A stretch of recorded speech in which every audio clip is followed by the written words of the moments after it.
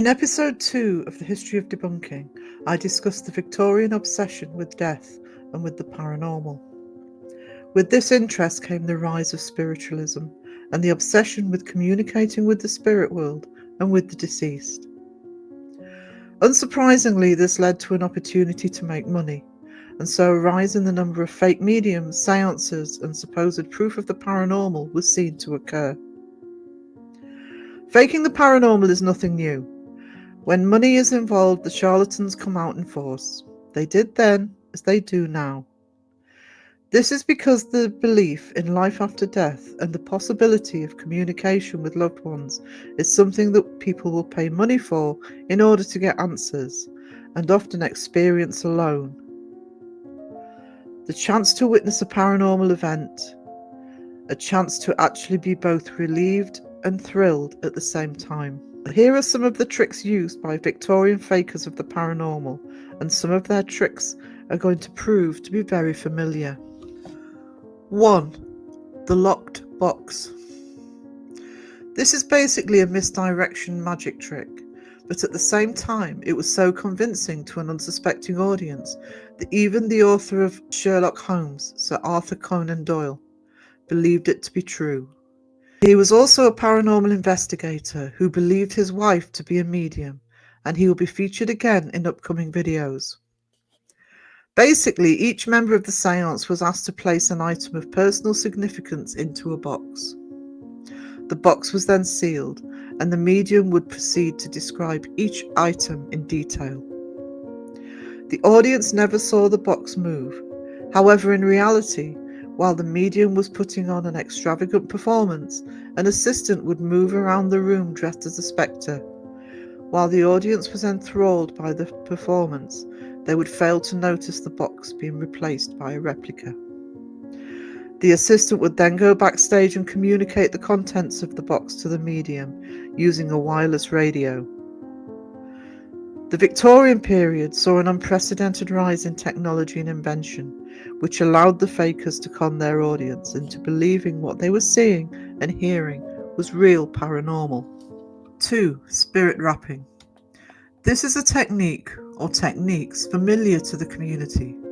It is the phenomenon of communicating with ghosts through knocks and bangs on the walls, floor, ceiling, furniture, and doors. The most renowned Victorian fakers of this method were the Fox sisters, whose story helps expose Cody and Satori to the debunking community. The sisters, Kate, Maggie, and Lee, in their home in New York, had set up a system of apples tied to a string to make thumping sounds while conducting a seance. They graduated to manipulating their joints to making popping noises. Sound familiar? I just want to hear if anybody walks up. A, B, C, D, E, F, G, A, F. The sisters effectively debunked themselves when they started arguing with each other. Kate became more serious about spiritualism. Maggie denounced the entire movement and performed the trick to show how they did it. She did it while blaming the third sister, Lee, for pushing them to use the trick in order to perpetuate their paranormal deception for monetary gain. 3. Spirit photography. Now, I have a separate series coming up on early spirit photography and film, but with the development of photography in the 1800s, mediums would use fake photographs of spirits and paranormal activity to prove their credentials. Because photography was new in the 1800s, people were generally unaware as to how it worked, giving the fakers the advantage to manipulate the medium. They would often use double exposure to make photographs of supposed apparitions. This is generally done by putting one negative on top of another and developing the two images together. Obviously, you can see here this can be done easily digitally with both photography and film. The technique was also used for special effects in early cinema. Spiritualist photographer William Mumler made a lot of money after the American Civil War in supposedly creating photographs of lost loved ones. His two most famous images are of Mary Todd Lincoln with the ghost of her husband, Abraham Lincoln, and the portrait of Master Hen, a medium with 3 spirit guides. He was taken to court for fraud, with P.T. Barnum testifying against him, but due to lack of evidence, he was acquitted. 4. Table tipping.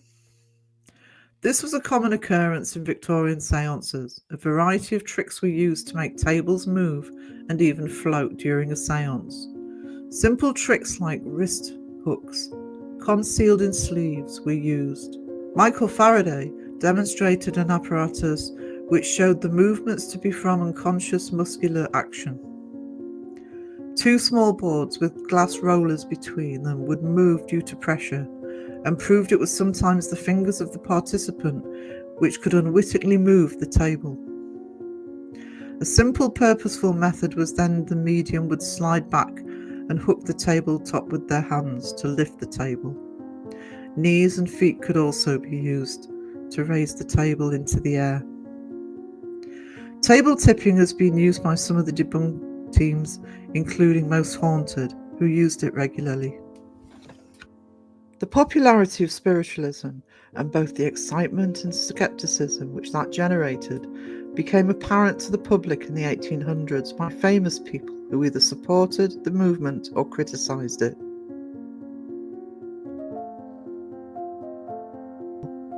I have already mentioned Sir Arthur Conan Doyle, who created Sherlock Holmes, one of the most famous literary characters to be written. Doyle had become interested in spiritualism in the 1860s. He had read a book by one of America's most influential spiritualists, John Worth Edmonds. Edmonds had spent time with the Fox sisters and made claims of communicating with his wife after she passed away. Doyle had become a member of the British Society of Psychical Research in 1893. He believed that telepathy was possible. He sought to leave writing fiction behind and concentrate on spiritualism. He would give lectures on the subject. He met Harry Houdini in the early 20s, and they would attend a seance where Holmes' wife Jean acted as the medium and claimed to speak to Houdini's mother. Unfortunately for the Doyles, Houdini's mother spoke little English, and Houdini publicly exposed the Doyles as frauds. Doyle wanted to be remembered as a spiritualist rather than as an author, but as time shown, his enduring legacy has been his Sherlock Holmes stories and not his involvement with the paranormal.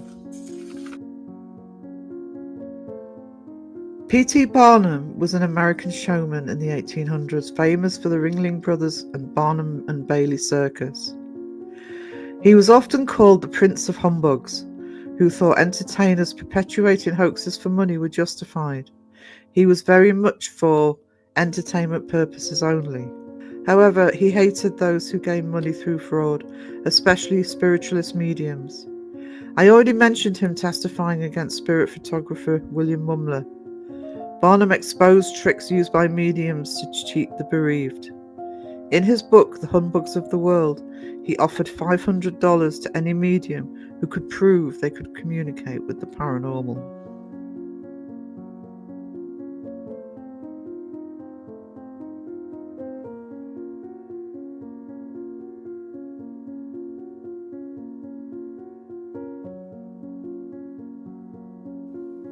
Barnum stated, "I can only allude to whole sciences, falsely so called, which are unmingled humbugs from beginning to end. Such was alchemy, such was magic, such was and still is astrology, and above all, fortune-telling." His book reveals many techniques used to falsely claim paranormal activity, and I'll be covering some of its contents in later videos.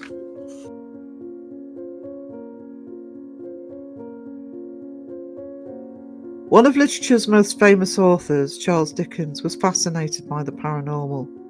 He often included ghosts in his works, most famously A Christmas Carol. Although he was very skeptical at the existence of ghosts, he regularly searched for haunted houses and attended seances. Arguably ahead of his time, Dickens was more interested in the psychological roots of the paranormal than in proving that the paranormal existed. I will be looking at the emergence of parapsychology in the next episode of the History of Debunking. Dickens thought of himself as a skilled practitioner of mesmerism, which claimed to cure patients through hypnosis and manipulating magnetic fluids in the body. However, the ghosts in his novels were to entertain the reader, not to show a belief in their existence. Harry Houdini, born in 1874, was a Hungarian-American escapologist and illusionist. He was a fierce critic of fake spiritualists and made it his mission to expose their fraudulent methods. He turned to debunking psychics and mediums in the 1920s. Like Barnum, he hated the idea of the bereaved being taken advantage of. As a trained magician, again like Barnum, his experience allowed him to expose frauds who had foiled scientists and academics. He was also a member of the Scientific American Committee, which offered a cash prize to any psychic or medium who could prove their abilities. He attended seances in disguise, accompanied by a police officer and a reporter. His exposure of fake mediums inspired other magicians to follow suit, including the Amazing Randi, Dorothy Dietrich, and Penn and Teller. He published a book called A Magician Among the Spirits, chronicling his debunking activities. I will look more thoroughly at his experiences in a later video, but in terms of debunking and being a debunker, Houdini is pivotal in sowing the seeds of modern-day analysis and debunking the paranormal. Many mediums were exposed by frauds, and as a result, many people became skeptical about spiritualism. However, and here is another way in which the Victorian fakers mirrors that which we see today, many saw it as purely entertainment, but with some degree of belief or open-mindedness. People want to be thrilled, excited, and scared. They want to be entertained. The TV ghost hunters, and in turn the ghost hunters of YouTube, are carrying on traditions of trickery and deception which are nearly 200 years old. The equipment is more advanced, but the fundamental methods are often unchanged. Sleight of hand, misdirection, performance, editing techniques, cold reading, and hand and body movements are just a few of the modern-day practices in faking the paranormal which we have inherited from the seances of the 1800s. They were questioned and exposed, and in the next episode of History of Debunking, those seeking to explain and debunk the paranormal begin to look at the mind and how it perceives paranormal events. Episode 4 will look at parapsychology. Until the next time, take care and goodbye.